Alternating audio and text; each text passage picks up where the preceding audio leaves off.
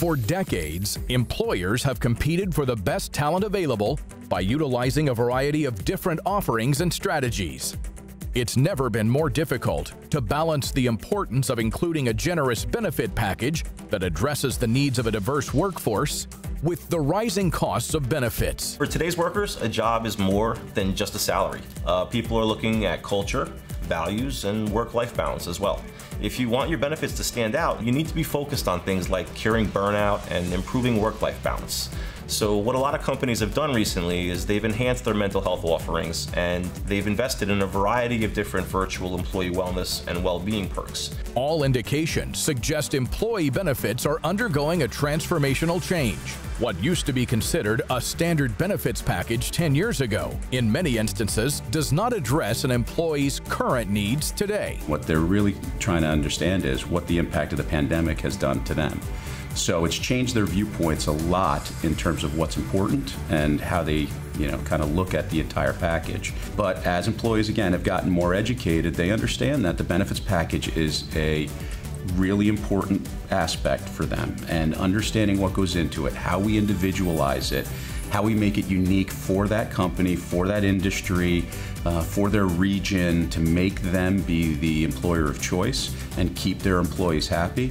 It really works hand in hand, and you can only do that by working really closely with them and digging into the data, digging into the analytics, and really doing those kinds of analysis of what's going on within their population. Premiums for health insurance coverage have increased by a staggering 54% over the last decade. Unfortunately for many employers, there's no end in sight to this trend. That's because most of them believe healthcare costs cannot be effectively controlled, at least not without reducing benefits.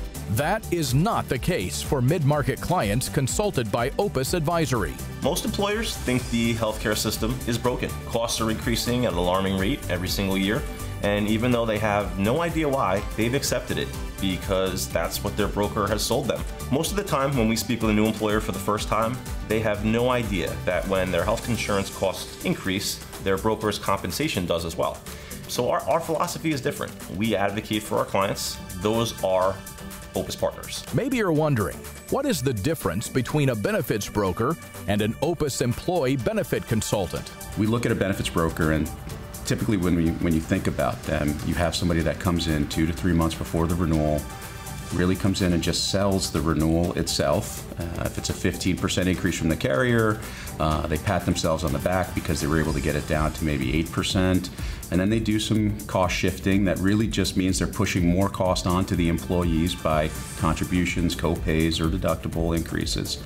At Opus, we look at that and we say, here's an opportunity for us to really illuminate that black box and say, here is all the different cost-saving measures that we can put in place that have minimal impact on your employees, that can give us the biggest bang for the buck, and that can position you for future success.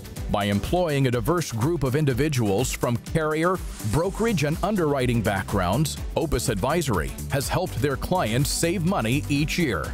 We have employees from a lot of different disciplines and specialties. And from an experience perspective, we have folks that have worked at some of the largest national brokerage firms in the country, as well as former carrier representatives, which uniquely provides us a look behind the curtain on the other side of the fence.